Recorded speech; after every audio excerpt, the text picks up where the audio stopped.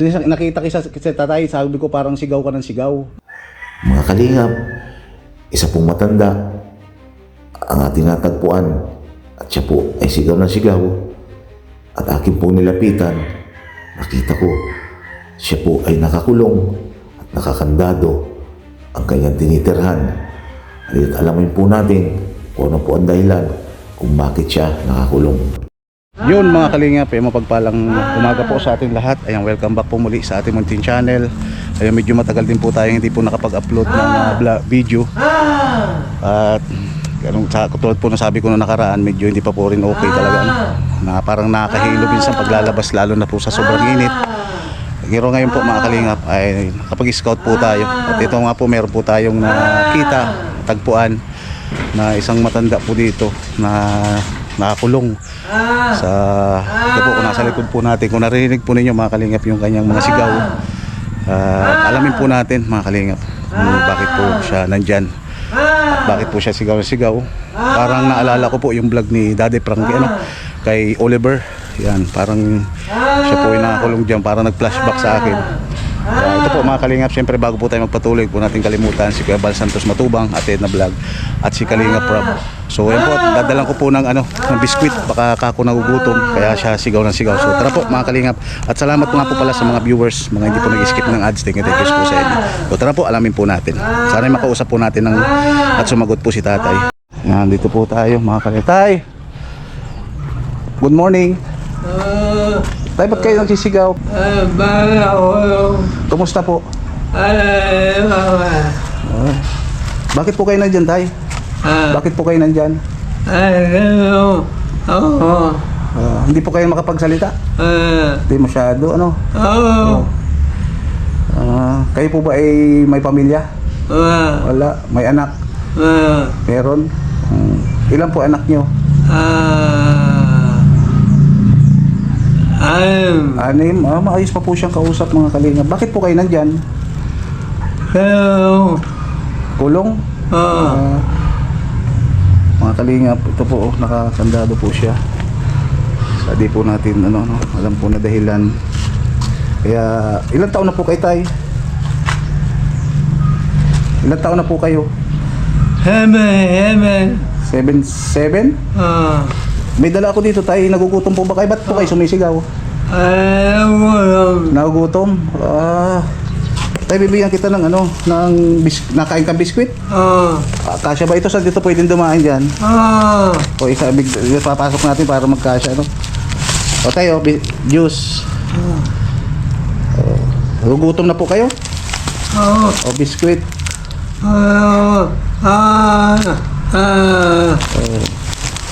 Bakit po kayo laging sigaw na sigaw? Dahil nagugutom? O tayo. Alam niyo po yung buksan? Ito pa Ay teka, lagay na natin sa plastic kaso hindi kasya ay. O tayo. Okay lang ba tayo na madalas kitang papasyalan dito para mahatidan ng kahit konting pagkain? Okay lang ba sa iyo yun? Ako po si Kapromdi. Ang mga charity vlogger po, tumutulong po talaga kami. Opo. Tumutulong kami sa mga, kunyari, parang nahihirapan na. Kasama po kami nila Kuya Bal Santos Matubang, kilala mo po yun? Patubang, saka si Kalingap Rob. Yan, kasama po namin, yung asawa si Ate Edna. Dito po pala kayo nakatira. 70, ilan na po kayo? 70, ilang taon na po kayo? 78. So, ayun po mga kalingap, at alamin po natin din kung bakit po siya nandito sa loob ng nakita kita tatay, sabi ko parang sigaw ka ng sigaw. Yung pala, nagugutom ka na po. 70 ano po kayo? 70? 78? Malapit na pala po kayo mag-80. Hindi mo ba alam tayo na may nakukuha yung mga 80 years old sa gobyerno? Pag may nakuha yun, may pagkain ka. Ilang taon na po kayo nandito? Ilang araw na o ilang buwan na? Isang buwan ka na nandito sa loob na ito. Bakit ka nandito sa loob? Hindi pa ba kayo ulianin tayo? Ito po mga kalingap, yan mga kandado. Siguro ay di po natin alam yung dahilan ano. At atin po din nga alamin yun sa... Ito pala po yung alam mo, yung tinitirhan mo. Nasaan po yung mga anak mo?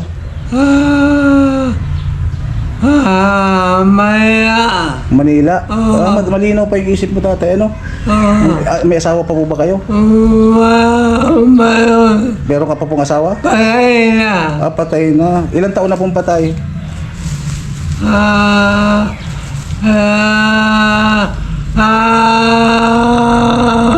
3 taon na?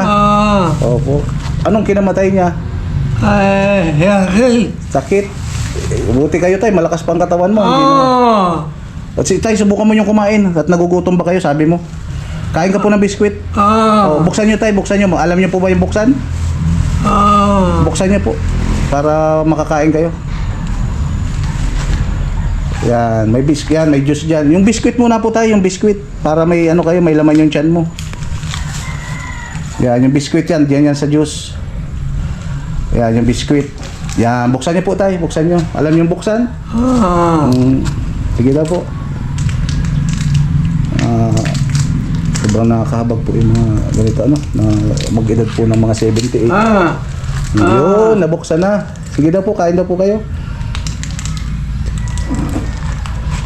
Dito po siya mga kalingap nakatira. Itong bahay-bahay na ito.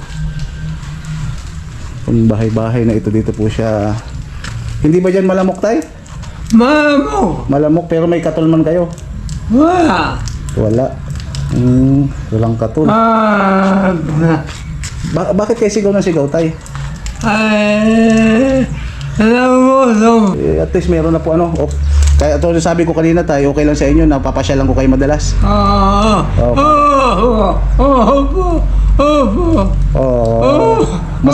Masaya ba kayo na tayo na bisitahin kita?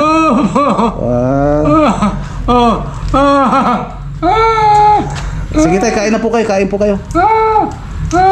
Naalala ko po kasi yung aking ano, bigla ko siyang namiss.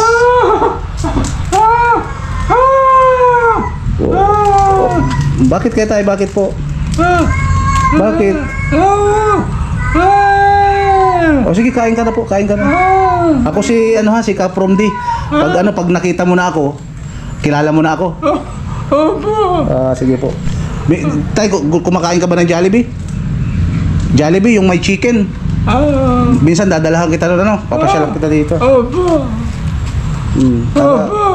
Gusto mo yung may sabaw o yung wala? Para bahala na kung ano madala. Sige, kain ka po tay. Ayan po mga kalinga po. Kumakain na si tatay.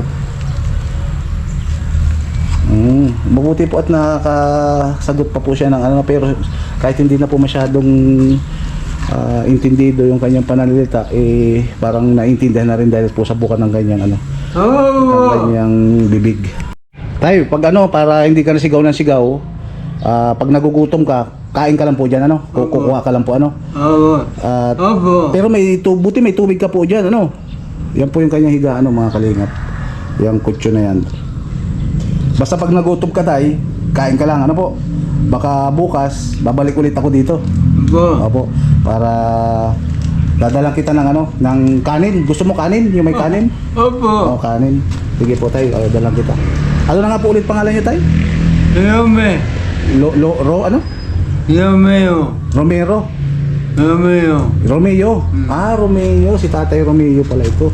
Buti ka mo mga kalingap at okay pa po yung ano niya, kanyang memory, at di lang po natin alam kung bakit po siya nandito ano, sa mga kwarto na yan at may kandado. Grabe. So, ayun po mga kalingap ano, di na rin po siguro tayo. At buti napasyalan ko po si tatay. Na-scout natin siya, nakita natin. At ang ano na lang po natin ay siguro bukas pabalikan ko para malaman din po natin kung ano po yung dahilan kung bakit po siya nandito ano, sa loob ng maliit na parang bahay-bahay na to at may kadena. Ayan, may kadena po. So, maraming po salamat ano, naway mga paki-share, paki-like po ang video na ito mga kalingap, at sa may mga magulang po ano na nakaka-relate dito, may magulang na lalaki, may magulang na babae, ano po yung inyong masasabi huwag niyo po magiging komento bakit po nandito si tatay sa loob po ng maliit na silid na ito at may kandado. So tanging ako po, hindi ko po alam. Ang gusto ko lang po makausap at magpagtanong-tanong syempre para po dun sa nakilala dito kay Tatay Romeo. Ayan, kung bakit po may kandado. So, ganito lang po mga kalingap. Naway pakilike, pakishare at video na to. Maraming pong salamat kila Kuya Ral, Ate Edna at kay Kalingap Rob. So, at sa mga viewers po, thank you so much sa inyo. Tay, at ako po ay alis na rin po at umasa ka tay, lagi po ako nandito bago mo akong kaibigan papasya lang kita minsan pag may time pero paglalaanan ko ng oras para makapagbigay sa inyo ng kahit konting tulong po tay, kahit pagkain o man lang tay. Kanin. Opo, kanin, yan gusto niyan kanin, tapos konting ulam para ano masasabi niyo tay? Maganda. Maray na. Sige po tay, kain ka lang po dyan. Tapos pag nauhaw ka po, may juice dyan. Opo. Sige tay, bye-bye. Tay, bye-bye na muna.